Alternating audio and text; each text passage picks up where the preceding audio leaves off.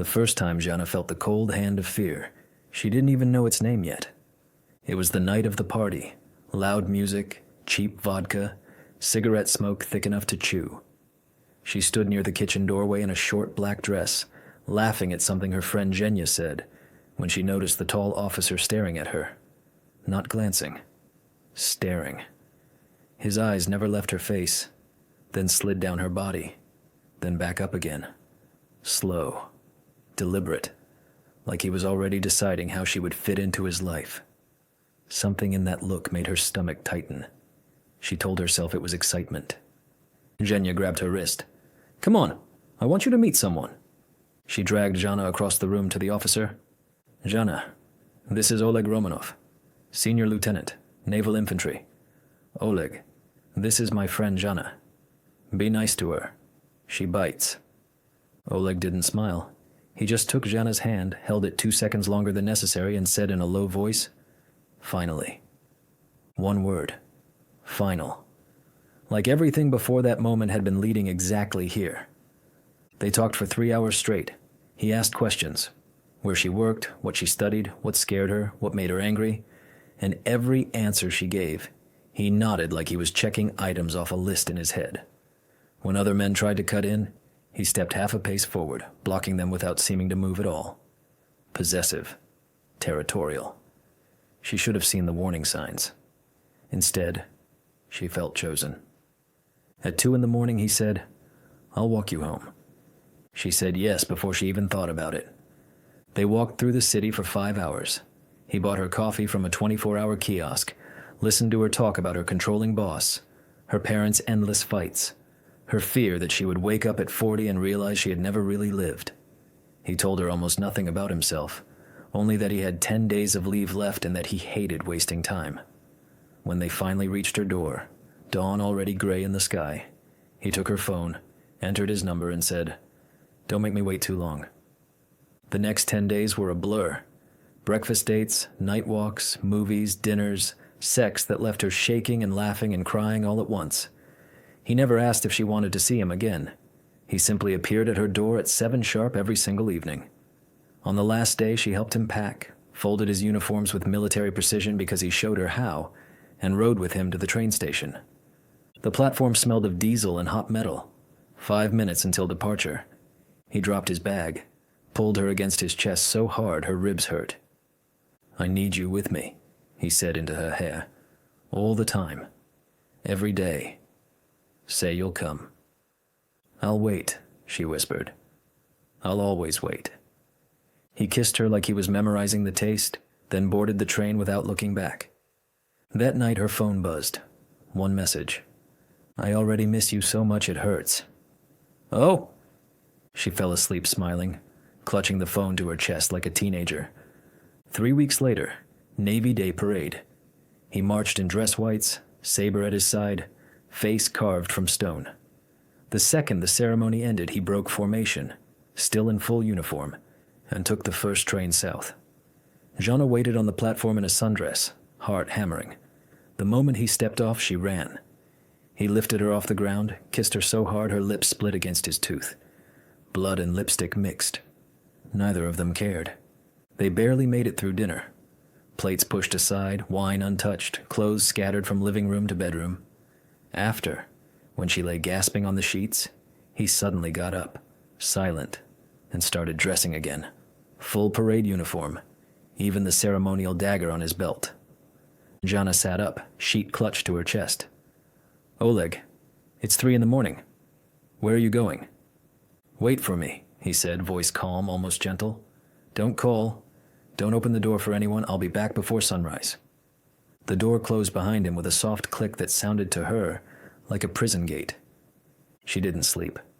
Every creak of the old building made her jump. She checked her phone 100 times. No signal, no messages. At 5:47 a.m., the lock turned. He walked in, uniform perfect, not a wrinkle, not a drop of sweat. Only his eyes looked different, darker. He knelt beside the bed, took a small velvet box from his pocket, opened it. A diamond ring glinted under the weak lamp. "Marry me. Come north with me. Be mine. Her mouth went dry. Oleg, where did you get that ring at 5 in the morning? He smiled, slow. Some questions are better left unanswered. Yes or no, Zhanna? She heard her own voice say yes before her brain caught up. 2 days later, they filed the paperwork. 3 weeks after that, they were married in a quick civil ceremony. Her mother crying, his commander clapping him on the back like he'd won a prize. Honeymoon on the Black Sea. Tiny hotel. Private beach. They made love 4, 5 times a day. One afternoon, lying on lounge chairs, salt drying on their skin, she said, I never thought I'd marry a military man. Everyone says you people are narrow-minded, read nothing but manuals, live for orders. He turned his head, sunglasses hiding his eyes. Most of us are exactly like that. But you're different. Am I? His fingers tightened on her wrist. Or did you just want me to be? She laughed it off. He laughed with her. The grip loosened. Back in the garrison, 40 kilometers from the nearest real city, he picked up the keys to their new house the day he returned from leave. Same afternoon, he borrowed a truck, drove to the furniture hypermarket, loaded a king-size bed, kitchen set, sofa, everything on his list. No discussion. No, what color do you want? He decided. She would love it, because he chose it. She quit her job in Moscow the next day. Boss begged her to stay, offered a raise, promised that huge billboard with her face on it. She said no. Oleg was waiting. The train north was overnight. Second-class sleeper, 2 berths. Her compartment mate, Kirill, 20, rich kid energy, gold chain, thick as a finger, breath already reeking of cognac at 8 p.m. He knocked on the open door. Mind if I come in? I get lonely. I do mind, Zhanna said. He came in anyway, sat on her bunk, opened a bottle. Loosen up, gorgeous. Long ride. She repeated that she was married. He laughed. Everyone's married until they're not. At 2 a.m. the lights went out. She woke to feel a hand sliding up her thigh under the blanket. She drove her knee into his groin so hard he flew backward and cracked his head on the luggage rack. Touch me again, she hissed, and my husband will rip your balls off and feed them to you. He's a Marine officer. Look out the window tomorrow in Murmansk. You'll see what he does to men who don't listen. Silence the rest of the trip. At noon, the train pulled into Murmansk. Kirill's bag was still there. Kirill was not. Zhanna stepped onto the platform. Oleg was waiting in service uniform, arms open. He lifted her, spun her once, kissed her like he was drowning. Missed you, he said against her mouth. I'm here now, she answered and glanced back at the train, scanning for Kirill. Nothing. Oleg's eyes narrowed. What is it? Nothing, she said quickly. Too quickly. Just some idiot in the train. I handled it. He studied her face a second longer, then smiled. Good girl. They drove to the garrison. He carried her over the threshold of the little house, handed her a key on a red ribbon. Yours now? Forever? That night he made love to her slowly, deliberately, whispering over and over, You're safe. You're home. You're mine. She fell asleep believing it. The next morning he left for duty at 5:50. She waved from the porch in his oversized shirt, barefoot on the cold wood. At 7:15 she took coffee onto the veranda. The neighbor was painting the fence between their yards, tall, dark-haired, maybe 38, strong forearms, calm movements. He looked up. Morning. Morning, she answered. You must be from the base. Guilty. Aristarch. Most people just call me Ark. Zhanna, she smiled. Oleg's wife. His eyes flicked to the empty space on her ring finger where she had taken the ring off to wash dishes, then back to her face. He smiled back, slow, almost knowing. Something cold slid down her spine again, the same feeling from the night of the party. Only this time she couldn't blame it on excitement. She went inside, locked the door, and for the first time since saying, I do, wondered if she had just walked willingly into a cage with very pretty bars. Zhanna's pulse spiked the instant Aristarch's eyes locked on hers over the half-painted fence. He was shirtless, sun catching the sweat on his shoulders, muscles shifting every time he dipped the brush. She felt suddenly naked in Oleg's oversized shirt, and nothing else. "Unusual name you've got there," she said, forcing her voice steady. He straightened, wiped his forearm across his forehead, and smiled with the kind of confidence that said he already knew exactly how good he looked. "Aristarch. Mom won the naming war. Dad wanted Alexander the Great. Mom wanted something nobody else had. Guess who slept on the couch for a month?" He laughed, low, easy. 38 years later, still answering to it. Zhanna's fingers tightened around the warm coffee mug. "Want some? Just made it." "From a woman this beautiful? I'd be stupid to say no." She turned too fast, almost spilled the coffee, and disappeared inside. When she came back with the second mug, he was already on her side of the fence, leaning against the post like he belonged there. They talked for 43 minutes. He asked about Moscow, her old job, how she was handling the move. Every question felt like a small hook sliding under her skin. When he said, "You'll go crazy here if you don't find something to do," she heard the subtext loud and clear. "I'm something to do." Oleg came home at 2017 exactly. Zhanna had the table set, pork chops sizzling, mashed potatoes steaming. He kissed her hard, tasted the food, told her she was perfect, ate 2 helpings, then carried her to bed. She came twice and still felt the neighbor's voice in her ear. Saturday was supposed to be shopping for curtains. Instead, Oleg announced they were going to the forest with the guys from the unit. "I completely forgot we planned it," he said, already pulling on his field jacket. "You'll love them, and their wives are dying to meet you." 10 families, folding tables, smoke from 3 grills, children running wild. The women hugged Zhanna like she was a new toy. Aristarch's wife, Lena, thin, nervous smile, kept topping off Zhanna's plastic cup with cheap red wine. Aristarch flipped skewers with one hand and watched Zhanna with the other. Every time she laughed at someone else's joke, his eyes narrowed a fraction. When the music started and the men dragged their wives to dance on the pine needles, Aristarch cut in on Oleg mid-song. "May I?" he asked Oleg, but he was already taking Zhanna's hand. Oleg's jaw flexed. Then he stepped back with a tight smile. "Of course, Captain." Aristarch's palm settled low on her back, thumb brushing the bare skin above her jeans. "You're wasted on this place," he said against her ear. "A woman like you needs attention every single day." She tried to pull away. He tightened his grip. "Relax. Your husband's watching. Smile." She smiled. Oleg watched from the grill, beer bottle frozen halfway to his mouth. Sunday morning, 5:42, the duty officer called. Oleg hung up, face blank. "Pack my bag, baby. I'm leaving in 2 hours." Zhanna's stomach dropped. "How long?" "Month? Maybe less." He was already moving, throwing uniforms into the duffel. "You'll be fine. Visit the girls. Or go to Moscow. See your parents. Whatever you need." She stood in the doorway and watched him fold socks with mechanical precision. "I don't want to be fine," she said quietly. "I want my husband here." He stopped, looked at her for a long second. "This is the job, Zhanna. You knew that when you said yes." "I said yes to you, not to an empty house." He crossed the room in 3 strides, cupped her face. "Look at me. I always come back. Always. Stop crying. It makes it harder for me." She hated herself for the way her body leaned into his touch anyway. He kissed her forehead and left. The door shut with the same soft click that now sounded like a countdown. 3 years later, 2006. They lay in bed after sex, sheets damp, his fingers tracing the stretch marks that weren't there yet. "As soon as they promote me," he whispered, "we make a baby. Deal?" She laughed into his neck. "Deal." The promotion came. Only the rank. The billet went to some colonel's nephew from St. Petersburg.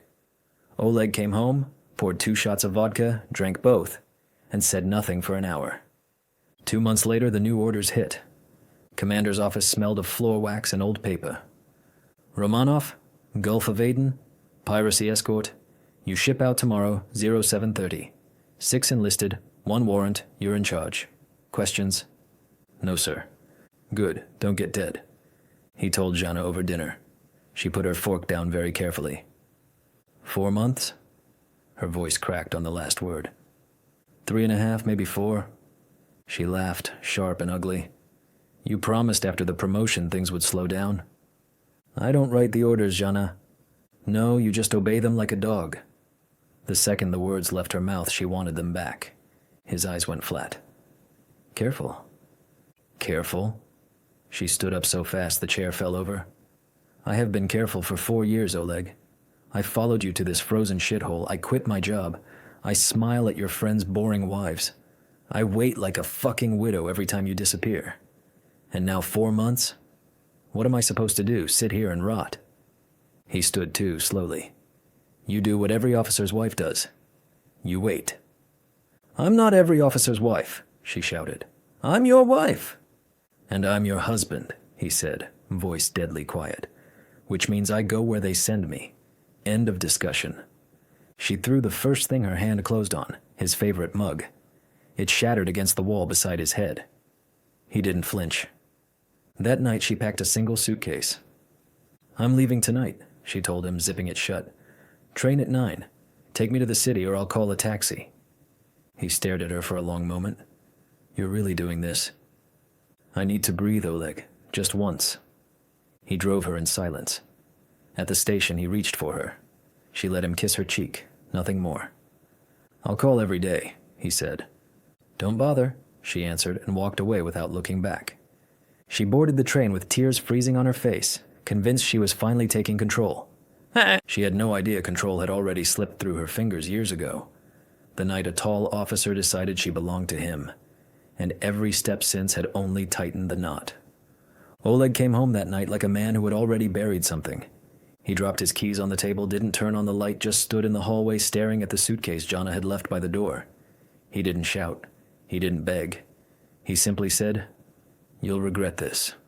So quietly that she almost missed it over the sound of her own heartbeat. Then he walked past her, closed the bedroom door, and didn't come out again. At 4:15, the alarm on his phone went off. He showered, dressed, kissed her forehead while she pretended to sleep, and left for the airfield. The front door shut for the last time in 4 months. Zhanna woke up at her parents' apartment to the smell of fresh blini and her mother humming an old song. Morning, sunshine, her mom called. Zhanna forced a smile, ate 3 blini, drank 2 cups of tea, and spent the rest of the day walking Moscow like a ghost. Every couple she passed looked happier than she felt. Every ring on every left hand looked like an accusation. Saturday noon, she met Zhenya at a tiny cafe on Tverskaya. Same table by the window they always used to take. Zhenya hugged her hard, smelled of expensive perfume and someone else's cigarettes. Look at you, all pale and garrison-worn. Sit, talk. They ordered tea and cakes. Zhenya lit a cigarette the second the waiter walked away. So, Zhenya said, exhaling smoke toward the ceiling. Still no ring on the finger that counts? Don't start. Too late. Spill. How's married life with Captain Perfect? Zhanna stared at the spoon in her cup. He's gone again. 4 months this time. Zhenya's eyebrows shot up. 4? Jesus. What does he think you are? A lighthouse? He thinks I'm his wife, Zhanna said, voice cracking. Which apparently means I wait, I smile, I keep the house warm, and I never complain. Complain louder, Zhenya said, or do something else loud. Zhanna laughed, bitter. I told him I was sick of it. He said I knew what I signed up for. Yep. You signed up for a husband, not a postcard every 3 weeks. Silence stretched. Zhenya tapped ash into the saucer. You're lonely, she said, not a question. Zhanna nodded once. Lonely women make mistakes, Zhenya continued, eyes glittering. Or they make choices. Depends how you look at it. I'm not cheating on him. Of course not, Zhenya said smoothly. But you're allowed to remember you're alive. Tell me about the base. Any men there who aren't married to the motherland? Zhanna felt heat crawl up her neck. There's the neighbor. Aristarch. Tall. Confident. Married. Zhenya leaned in. How married? Very, I think. His wife is sweet, nervous, drinks too much at barbecues. Perfect, Zhenya said, grinning like a cat. Nervous wives don't notice things. How does he look at you? Zhanna swallowed. Like he already knows what I sound like when I come. Zhenya barked a laugh so loud 2 old women at the next table turned around. Welcome back to the land of the living, Zhannushka. I love Oleg, Zhanna said too quickly. Sure you do, Zhenya answered. You love the idea of him.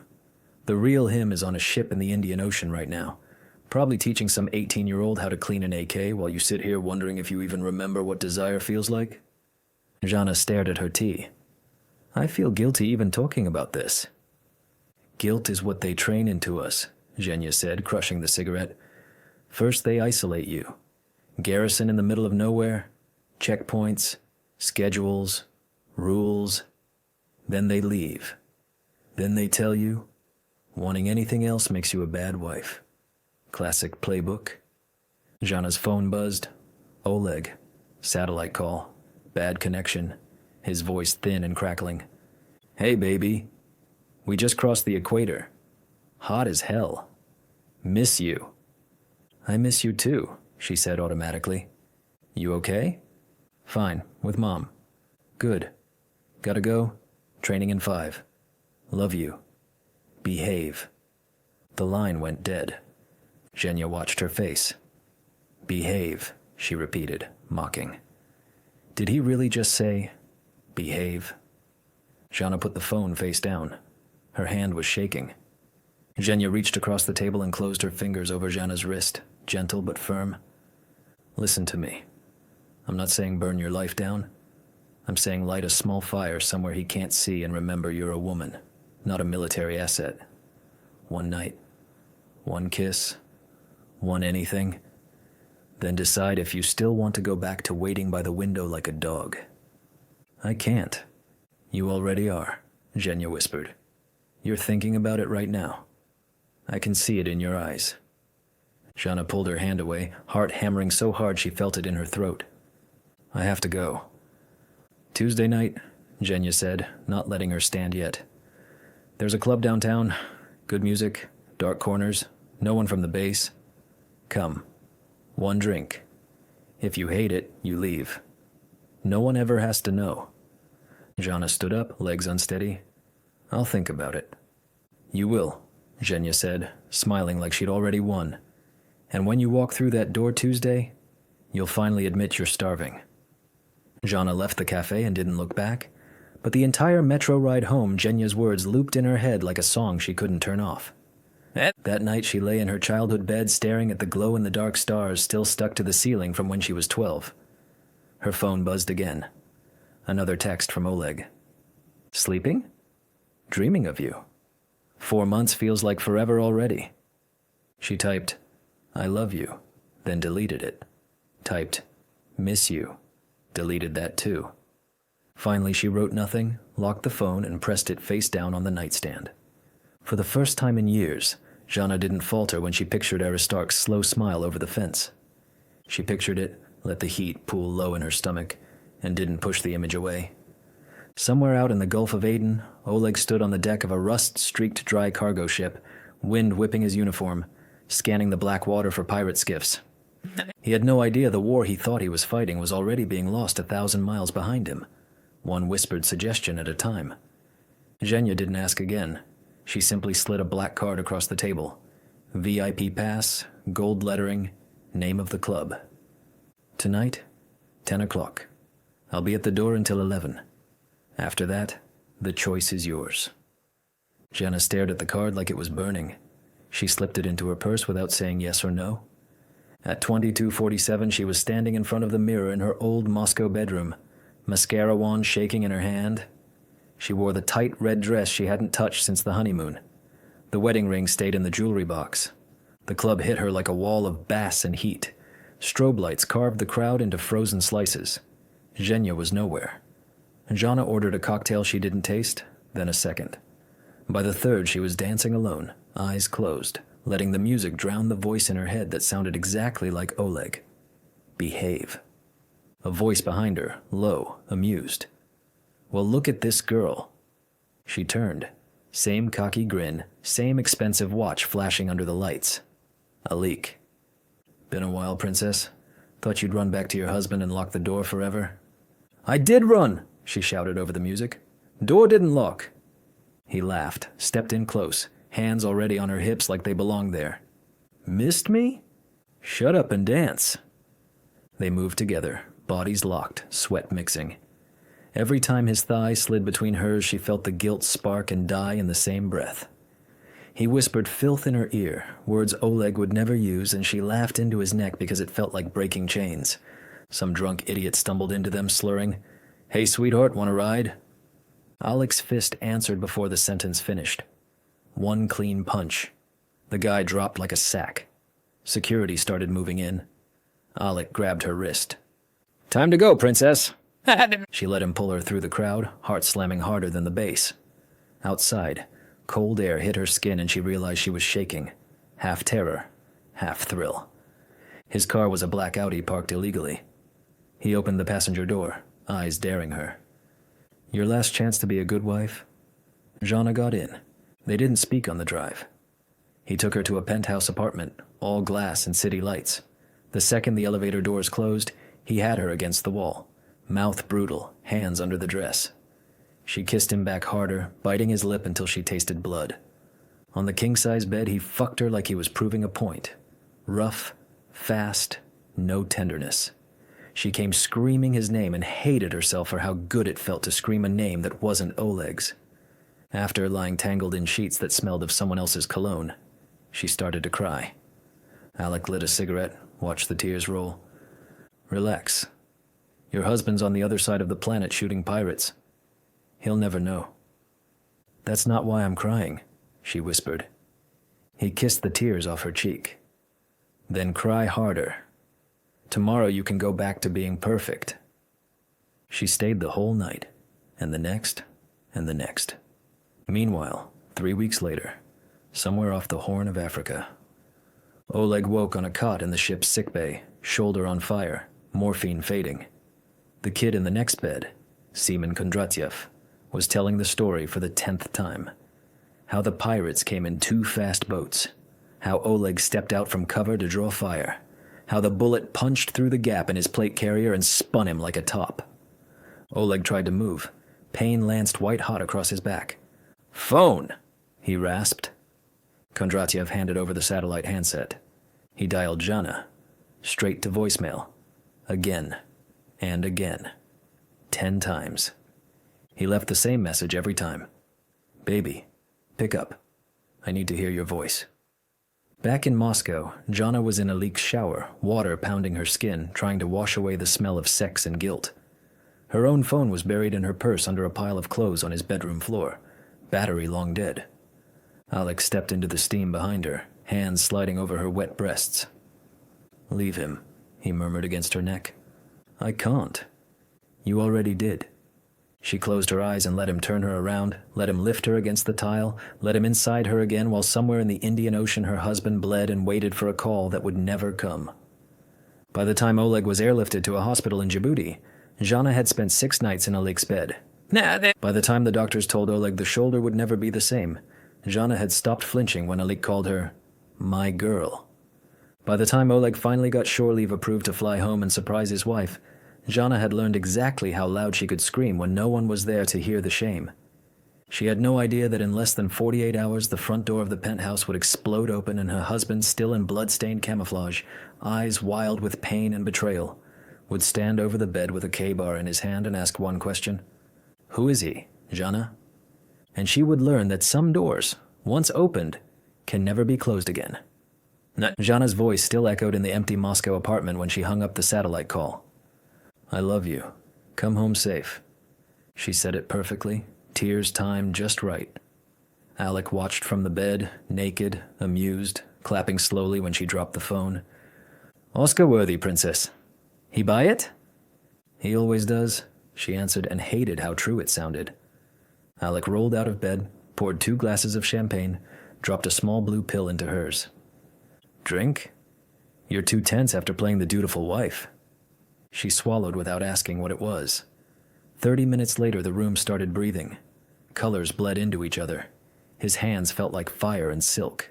She laughed when he bit her neck hard enough to bruise, moaned when he pinned her wrists above her head and told her exactly what a bad girl she was.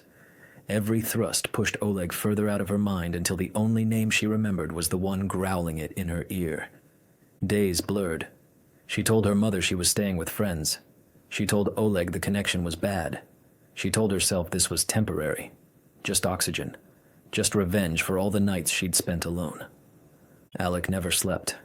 He had parties that started at 4 a.m., friends who looked at her like meat, women who kissed her while he watched. The blue pills became pink ones, then white powder that burned sweet up her nose. She stopped counting the bodies in the bed. She stopped recognizing the girl in the mirror. Then one morning the door exploded inward. Oleg stood in the frame, still in desert camouflage, face hollow from pain and weight loss, right arm hanging stiff in a sling under the jacket. The scar on his neck was fresh, red, angry. His eyes were worse, dead, until they found her naked on the couch, pupils blown wide, track marks blooming inside her elbow. He didn't speak. He simply moved. The first man lunged with a knife. Oleg caught the wrist, snapped it backward, drove his forehead into the man's nose. Cartilage crunched. The second man reached for a gun on the table. Oleg's left fist smashed his throat before the hand closed on the grip. Alec tried to run. Oleg grabbed him by the hair, slammed his face into the marble counter 3 times until the smug grin was just red pulp and broken teeth. Zhanna screamed, high animal sound, clawing at Oleg's back. "Get off him! You're nothing! I hate you!" She bit his injured shoulder. He didn't flinch. He wrapped her in a sheet, carried her kicking and sobbing down 3 flights of stairs to the car where her mother waited, white-faced, clutching a rosary. 2 more girls stumbled out after them, teenagers, drug-thin, barefoot. Oleg put them in the back seat too. Then he went back inside to finish what he started. Later, the police told the story in flat official words.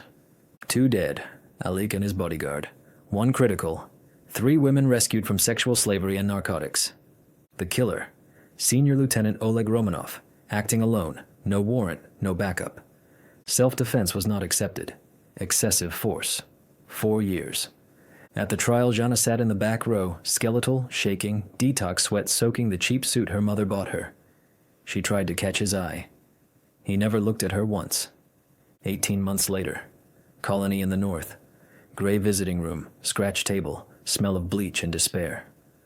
Zhanna walked in wearing the same coat she wore the night they met. Her hands trembled so badly she couldn't hold the receiver steady. "Oleg," she whispered. "Forgive me." He stared through her like she was glass. "I love you.